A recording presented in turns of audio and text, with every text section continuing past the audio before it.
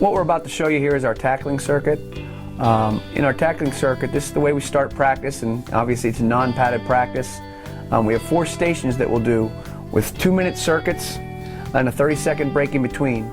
The first circuit that we're teaching here is our 6-point form and fit tackling circuit. So as you look at the players here, they'll get in a 6-point stance using their hands, their knees, and their toes in a 6-point stance in front of two large bags right here.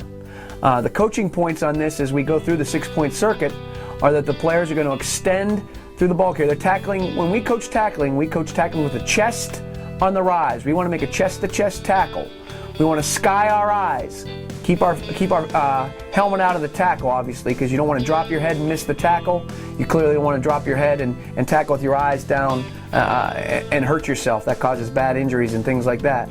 So what we want to focus on here is tackling with our chest on the rise, skying the eyes, and then exploding through the hips. And what we'll coach at a later station is we want to keep our feet alive and active and run our feet through the ball carrier. What we're doing here is with chest on the rise, sky the eyes, rip the arms up through the ball carrier, tackling low to high.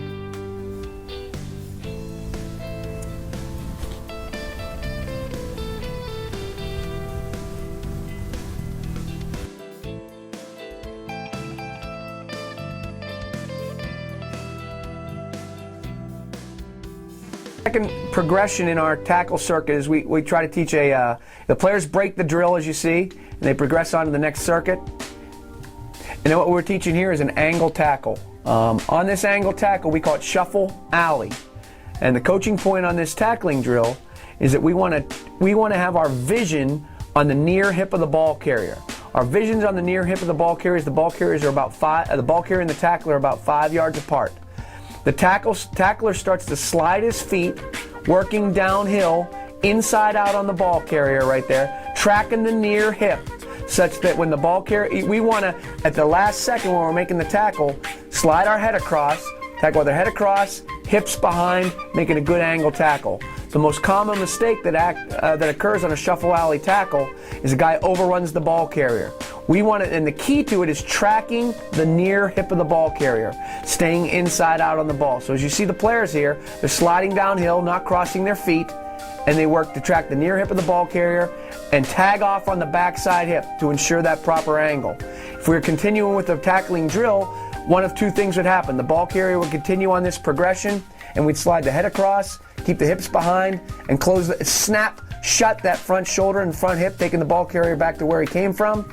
Or we'd allow the ball carrier to cut back on the player.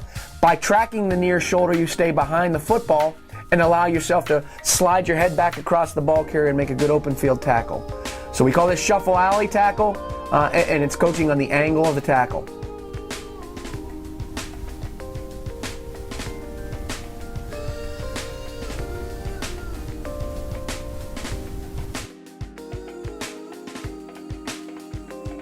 The third station in our tackling circuit is what we call just a perfect form and fit tackle right here. So what will get the ball carrier and the tacklers approximately 10 yards apart. The players, as you can see, will work up and they'll sprint to close ground on the ball carrier. Sprint to close ground. That's the most important thing. Don't gear down. Don't break down too far away from the ball carrier. As we approach the ball carrier, we'll execute what we call shimmy. And when we talk about shimmying, we talk about widening our base, shortening our stride, crunching our toes, coming into a good football position with our knees bent, chest up, eyes up. Now as the players start to tackle the ball carrier, what they should eventually do, now they can go to their right and their left. But what they want to be able to do on the form and fit is step to a stagger.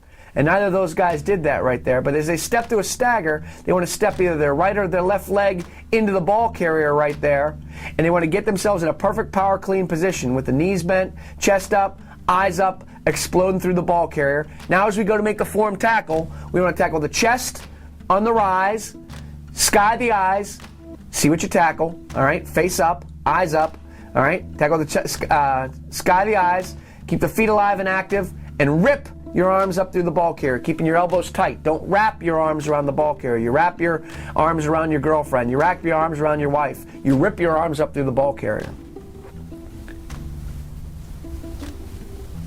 Now as we progress in the drill, what we'll have the ball carriers do is they'll come up straight ahead and they'll go at a 45-degree angle to the right or to the left. So the players execute the exact same shimmy, sprint, shimmy, ready to break to their right and to their left, point their knee in the direction they want to go, and now they have to execute the angle tackling drill that we learned in the last station. So they're now aiming at the near shoulder. Their vision is on the near shoulder, that or near hip of the ball carrier right there, near shoulder and hip of the ball carrier, and that's where they're aiming. As the ball carriers go there, they got to slide their head across, make a profile tackle with their head across, hips behind, tackling the near hip of the ball carrier, and then eventually closing that front shoulder and hip to take the ball carrier back to where he came from. Again, we call this, again, it's a shimmy tackle, form and fit tackle, but at an angle right here. Attacking the near hip and shoulder of the ball carrier. Don't get overextended. Don't lunge. Perfect perfect body positioning with the knees bent, chest up, eyes up. Close that front shoulder on contact right there. Keep your feet alive and speed your feet. Keep your feet alive and active on contact. 41 there, if you just watched him, he wrapped his arms around the ball carrier. You got to rip your arms up through the ball carrier. Be violent as you rip your arms up through the ball carrier. Be violent. Elbows tight to the body. We got to be more violent. Don't overrun it. We always tell our guys if you're attacking the far shoulder of the ball carrier, you're going to miss on the overrun. He's going to be able to cut back on you. More big plays occur in games because of overruns than because of not being fast.